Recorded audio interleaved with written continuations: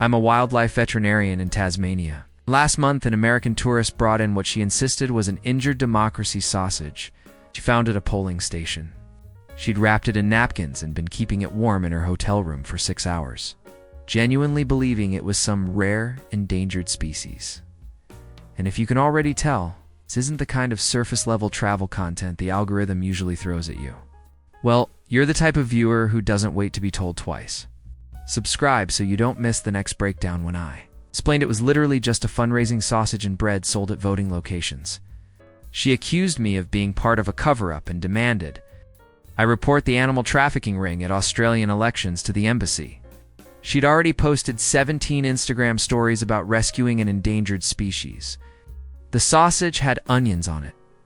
American walks in asking where the pharmacy museum exhibits are because the shop is called a chemist, and he assumes it's a historical science venue. Pharmacist explains it's just the Australian term for pharmacy. He insists chemists are scientists, not medicine sellers. Pulls up his phone showing the periodic table as proof. Demands to know why Australia is deliberately confusing professional terminology to mislead international visitors. Files a complaint. With Google Maps for mislabeling every pharmacy in the AI, Country.American declares she has aggressive plant material that tried to attack her and presents a bottle of Bundaberg ginger beer. Customs officer confused. She explained she was told to watch out for Bundy, and this bottle says Bundy right on it. Officer explains Bundy is slang for Bundaberg rum, not ginger beer. Neither is dangerous. She's convinced there's a secret drug operation using ginger beer as code. Demands sniffer dog verification. The dog ignores the bottle. She insists the dog is in on it. These Americans walked into Australian slang completely unprepared for how creatively we abbreviate everything. I work at a service station in Perth, and this American spent 20 minutes in our parking lot convinced servo was Aboriginal language, and that by using the term we were culturally appropriating. She'd looked up Aboriginal languages on her phone, found nothing matching servo, concluded we'd invented a fake indigenous word for commercial purposes, demanded to speak with tribal elders to apologize on our behalf. By the way, if you're someone who actually enjoys understanding the psychology behind these cross-cultural spirals, instead of just laughing at them, this channel is basically your front row seat. Subscribers get the full picture every time when I explained it, just short for service station. She pivoted immediately to claiming this proves Australians are linguistically lazy in destroying the English language. Pulled out a theory that abbreviating words is actually a psychological disorder related to heat exposure. Said she'd read about it in a blog once. Insisted that in America, we respect the full integrity of our words. I pointed out Americans say info instead of information. She stared at me for a full 10 seconds. Then said that's completely different because info is officially recognized by Webster's dictionary. Claimed servo isn't a real word because her phone's autocorrect flagged it. Demanded we change our signage to full service station to accommodate international linguistic standards. She then tried to report us to what she thought was the Australian Language Authority. There is no Australian Language Authority. She created a petition lifeguard in Bondi here. American asks when the beach closes for the day. I say most people clear out around Arvo. He asks what time Arvo is in military time because he doesn't speak Australian military code. I explain Arvo means afternoon. He gets this look like I've just admitted to something criminal. Starts explaining that afternoon is 2 words, after and noon, and that you can't just delete syllables from compound words without linguistic authorization. Claims this is how languages die. Says he studied Latin in high school, so he knows about proper word etymology. Develops an entire theory that Australians abbreviate everything. Because of historical British prisoner influence that convicts, created shortened language to communicate secretly with guards listening. Now we're all stuck in this linguistic prison culture centuries later. He starts using only full, unabbreviated words in protest. Asks where the good daytime Australian mail is when looking for a local. Requests directions to the service station, making exaggerated air quotes. Refers to afternoon exclusively as the post-meridian period. Local kids think he's doing a comedy bit. He thinks he's leading a revolution. Hands out pamphlets about taking back English at the beach. The pamphlets say info on them. Nobody tells him. Working bottle shop counter in Adelaide, American woman comes in, looks at our bottle-o sign, asks why we're using internet slang in physical retail. I'm confused. She explains that O at the end of words is online millennial speak. It's like YOLO. I tell her, bottle-o is just slang for bottle shop. The O is just how we abbreviate. She rejects this completely. Says adding O to words is specifically a 2010s internet phenomenon and that a physical store can't use. Digital native language. Accuses us of cultural appropriation of youth internet culture. She has a whole presentation ready on her phone, shows me YOLO, FOMO, tells me about internet linguistics she learned from a TikTok, insists that we either rebranded recently to seem hip, or we're lying about when the store was established. I show her our business license from 1987. She studies it like it's the Zapruder film. Says it's probably forged. Asks if Australians have been secretly using internet slang since before the internet existed, and whether this is related to time zone differences making us technically in the future. Buys nothing. Leaves a Yelp review warning tourists about our confusing appropriation of YOLO culture and alcohol retail. Gets roasted in the comments by Australians explaining decades of O suffix slang. Edits review to claim we're all trolling her specifically. The review stays up. It has 847 laughing reactions. Tour guide at Uluru here. American on my tour keeps asking why we keep referencing maritime history randomly. I'm confused.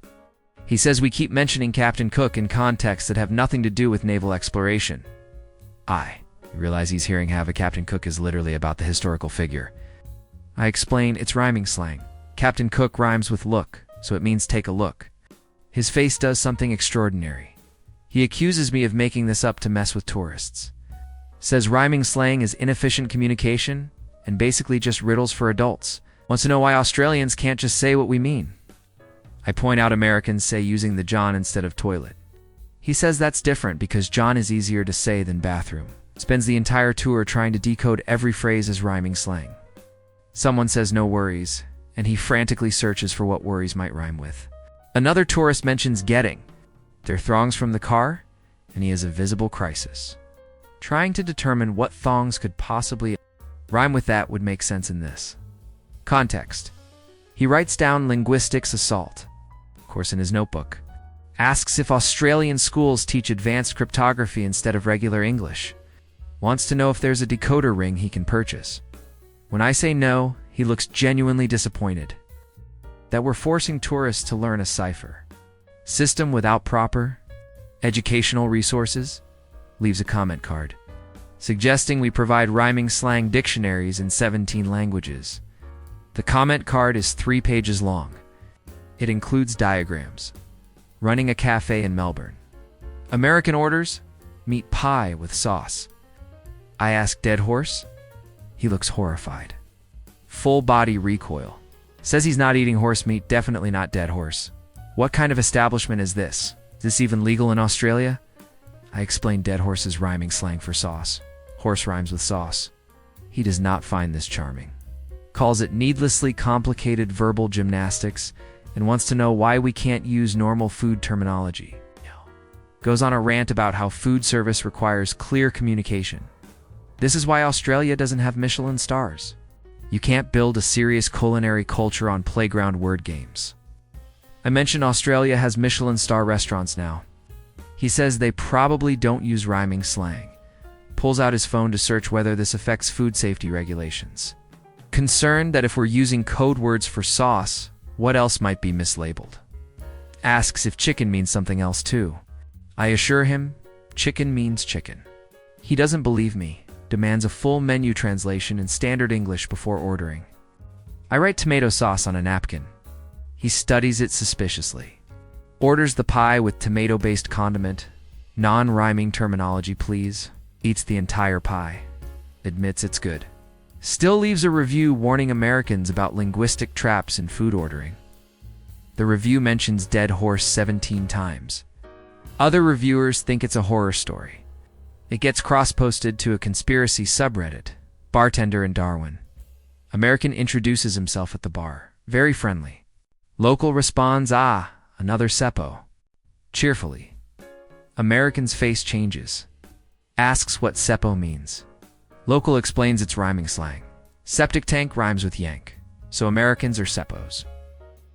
The American processes this silently for way too long, then explains very seriously that calling Americans Seppos is probably illegal under international discrimination laws because septic tanks are waste management systems, and this is clearly derogatory. I mention that Brits call Australians criminals from prison island, and we call them palms, and everyone survives. He says that's different because those are historical terms, whereas Seppo is newly invented to specifically target modern Americans. Creates elaborate theory that this proves Australians resent American tourists.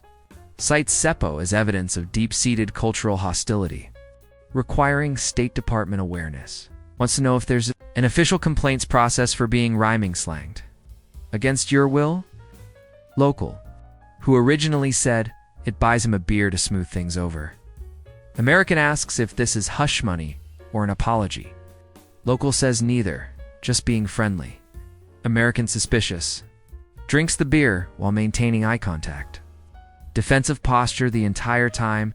Later overhears Australians calling each other mate and dickhead interchangeably. Becomes more confused. Asks if we have a reverse hostility system where insults are affectionate. Gives up trying to understand. Finishes beer. Leaves a tip with a note saying, "For the Seppo education, I guess." The note has a sad face emoji. We keep it on the register. I'm the Tasmanian vet from the start. And that American with the democracy sausage just emailed me. She's found an Australian slang dictionary online and has now realized her mistake. But instead of just accepting it, she's written a 4,000-word essay about how democracy sausage is still misleading because it implies the sausage has voting rights, and this is confusing for non-native English speakers trying to understand Australian electoral processes. She's created an entire petition to rename them election fundraising meat cylinders for international clarity. The petition has 3 signatures, all hers, from different email addresses. She's CC'd the Australian Electoral Commission, her congressman, and somehow the Tasmanian Devil Conservation Program. The sausage is still in her freezer. She's keeping it as evidence of systemic linguistic confusion.